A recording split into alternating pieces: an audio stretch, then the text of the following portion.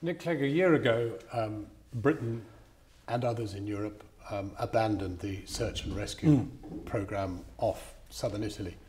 Was that a very European thing to do? Indeed, do you regret it?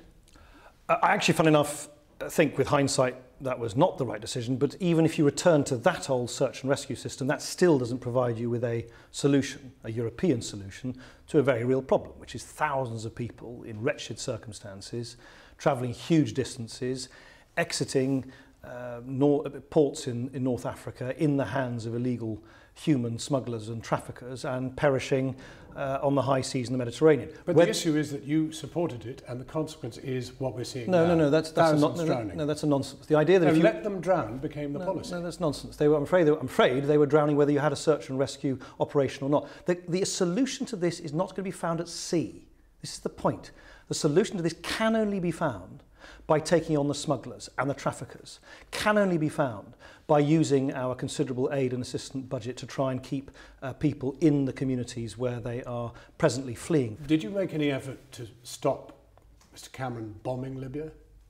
No, I felt at the time quite the reverse. I felt at the time that the threat from Gaddafi to mow down and kill every innocent man, woman, child in Benghazi, he couldn't have been clear. He said he was going to hound them down like rats, kill them, would have been a humanitarian catastrophe that we couldn't have on our consciences. But so you bomb and you have no plan for afterwards, and indeed nothing was done afterwards, and that's exactly what you castigated Tony Blair for doing in Iraq. No, that's nonsense. We didn't have boots on the ground in Libya. No, you bombed and there was no plan for doing anything afterwards. It doesn't matter whether they were boots or not. No, that's a complete rewriting of history. There were anti-Gaddafi forces who were pleading with the outside world. You seem to have forgotten entirely. Yeah, but you can't just drop bombs and have no plan for doing anything I afterwards. simply find it totally unacceptable that you morally rewrite history. Do you not remember the heart-wrenching scenes of people in Benghazi pleading on bended knee that the outside world should intervene from the air to stop untold bloodshedding? Have you forgotten that? The point is still good to put to you, which is this,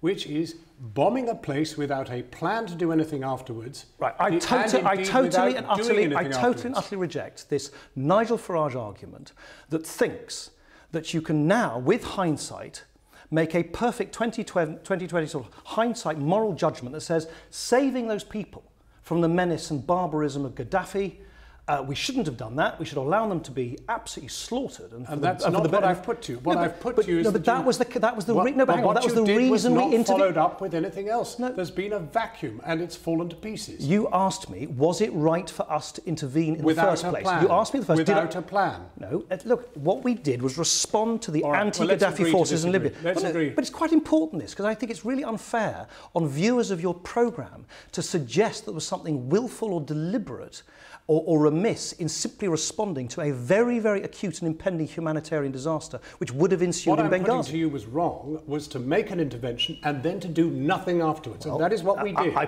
totally accept. Of course I accept. And you were Deputy Prime Minister. Look, I totally accept. I don't run Libya. The British government doesn't run Libya. But you run British policy. No. You are a party to it. And what we have learned, surely, from Iraq and Afghanistan is you can't run other countries on behalf of the people themselves. Nor can you bomb other countries without taking some responsibility for what happens afterwards. You can take a moral responsibility, for which I feel very strongly at the time and I feel now, that when innocent people plead to the outside world because a dictator is going to slay them in huge numbers, in cold blood, in a town called Benghazi, it was quite right, and no end of reinvention of history by Nigel Farage yourself should I think sort of airbrush out of history the fact that that decision was taken for good reasons. Let's move on to fees, student fees.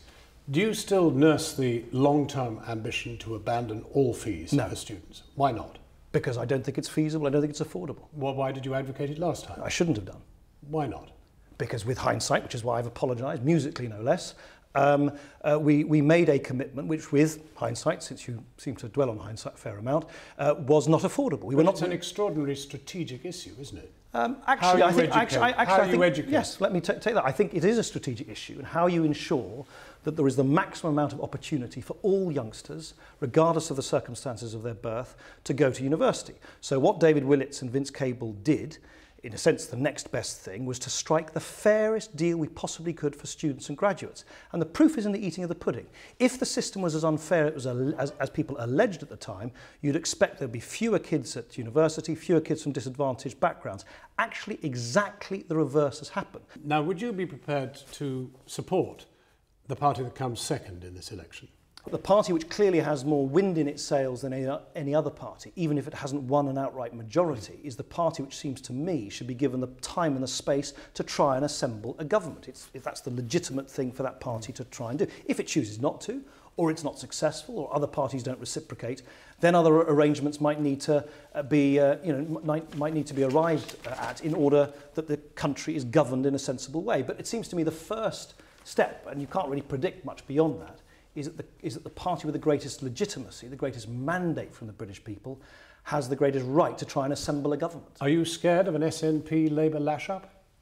I am, as it happens, increasingly unsettled by both a Labour SNP alliance and a right-wing alliance between the Conservative Party, the swivel-eyed brigade on the backbenches, the right-wing backbenches of the Conservative Party, the DUP and UKIP. And I think increasingly in the final days of this campaign, the question will be not, is Ed Miliband and David Cameron going to go into number two? That's a wonderfully middle-of-the-road position, isn't it? Well, take your pick. Which one would you prefer? Well, in the end, that's the question I was about to ask you. And I'm telling you, as a centre-ground liberal, I think excessive... You don't like either of them? Of course I don't, because I think You'll have to choose. Well, don't have to choose. You might have to choose. No, my point is...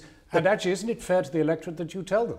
Let me tell you what I think. Which would you like? Would the people I would you like call the Liberal Democrats. or I would like the Liberal Democrats in government precisely to prevent... You're not going to be in government in the majority, however. What do you prefer? Nigel Farage with David Cameron? Alex Salmond with Ed Miliband? That's the question I'm asking you. I don't have to make that decision. And if you just don't interrupt me for 2 seconds, and perhaps I can finish an answer, which my answer is that the way to ensure that our country is governed from the stable, fair, sensible centre ground is to have neither Alex Salmond nor Nigel Farage walking across the threshold of number 10. Let me take you back then, finally, to the wedding photo, to you and David Cameron standing in the Rose Garden that first sublime day of coalition.